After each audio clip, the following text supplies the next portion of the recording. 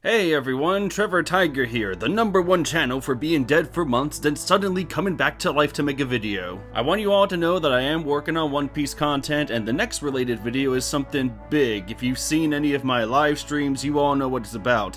But to put it shortly, I'm working on a review for One Piece's Whole Cake Island arc, and yes, it's for the whole thing. Not focusing on just the action or just a singular moment, no, I'm going through all 78 chapters. So I've been working on that for quite a while, but I don't want to leave on that note. I want to put out a short edited video and not another live stream because I know you all can stare in my disgusting face for only so long. So during this extensive period as I work on the Whole Cake review, I want to share my brief thoughts on certain topics. I'll probably do this kind of thing between every big project I do. The theme for this mini-series of videos, E3. Better late than never, I guess. Now I know it's been 2 weeks since the event passed, and 2 weeks in internet time is equal to, who carry the one over, that's right, 342 years. But I think this is the perfect time for me to talk about it. A lot of people have covered E3's games in more detail, so thankfully I don't need to overexert myself here. I don't need to write a 10-page script that details my desires or explain every game mechanic for something like Doom Eternal. I just want to share my thoughts on what's coming out in the future and show you all a different side of me, so to say. And it's all going to end with a multi-part retrospective on Super Smash Bros., one of my favorite gaming series ever. I'm very excited to work on this mini-series of videos and I hope you all enjoyed them. But to make up for the fact that I haven't really talked about anime that much, let's cover today's first E3 game,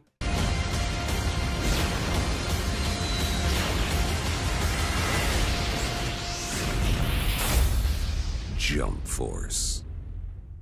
Man, did this make the old social media explode? Jump Force is the next installment in the Jump series, a fighting franchise dedicated to all of Shonen Jump's most iconic characters.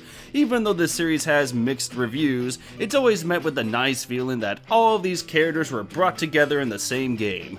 So it was only natural in this era of crossovers to bring this series to the next level. How do you sell that? Just look at the game. These visuals are great, and judging from the gameplay, the game looks like it runs smoothly, so that's always a plus. Even though the roster is of course small at the moment, I have a feeling the cast will have a lot more characters. Hey, as long as we got Team Urameshi, Grimmjow, Stark, Saito, All Might, and Joseph Joestar in the mix, I'll be happy. Another thing I'm excited for? The story mode. If this matches any of the epicness that was found in Smash Bros. Brawl or Mortal Kombat, it will be worth every penny for me. Now we know next to nothing about it, but through interviews, one thing was made clear, and that light fucking Yagami has a major role in the story. Just, what more do you need? Throw L on the roster too, he has a moveset, right?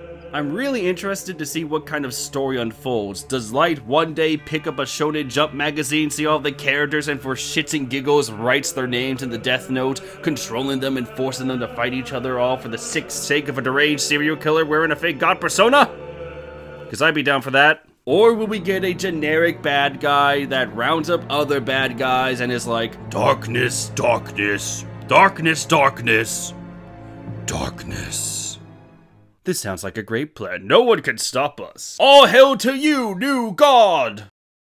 And I am a terrible character. Though what caught my attention was that during the trailer, we saw a battle taking place in what looks like New York City. At first I thought that it was a nice marketing stunt, you know, showcase this beautiful cinematic in the West by having some of fiction's most iconic characters duke it out in an iconic real-life city. Sounds good to me, but it turns out that New York is an actual stage, so does this take place in our world? Did all of Shonen Jump's authors go out one night, went to New York, got really drunk, and Akira Toriyama was like, Goku is the strongest.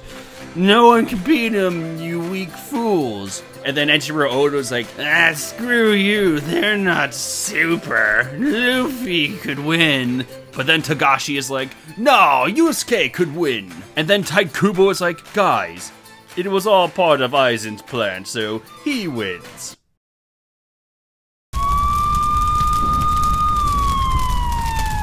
But then one of the authors goes to God for help, and God is like, so he unleashes every popular shonen character in our world, leaving behind no survivor. If that is the case, this game is already perfect for me. But I can't wait to see what the story actually is. I can only hope it's easy to watch and understand. Now, even though the game looks great and the crossover hype is high, I still have some concerns. The first thing that comes to mind is the gameplay itself.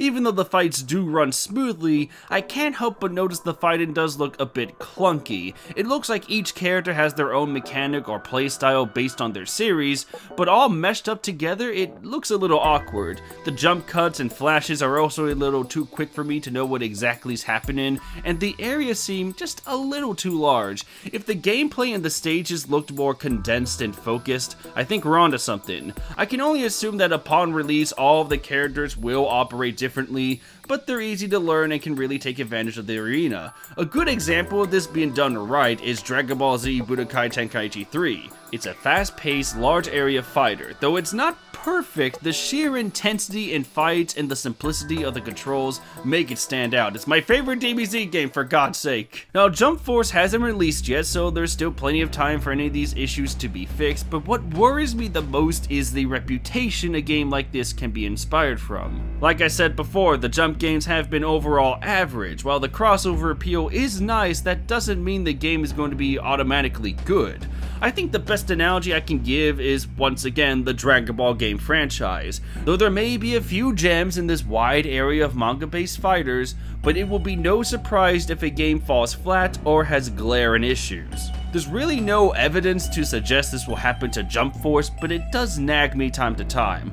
All I can do is hope for the best and that the gameplay gets more refined as time passes. So that's pretty much everything I can say about Jump Force. Again, there really isn't much to talk about. The game's not even out yet. I could say how it's cute that Naruto and Luffy think they can take Freeza, but with little to go on, I wanted to join the party and throw my 2 cents out there. I am excited to see how this game does, but I am going to be cautious. I don't want to be too invested because many times I've seen how this hype goes. I'll probably release another video detailing about which characters I want to see the most in this game, but I said everything that I could say right now. What are you all most excited for in Jump Force? Do you think the game will be any good? Will Light Yagami be the final boss? I hope he is so I can blast him off the face of the earth. But let me know down in the comments below. Thank you all for watching. Next video will have a lot more to talk about, but hopefully I'm able to find the key that fits everything together. See you next time everyone, take care.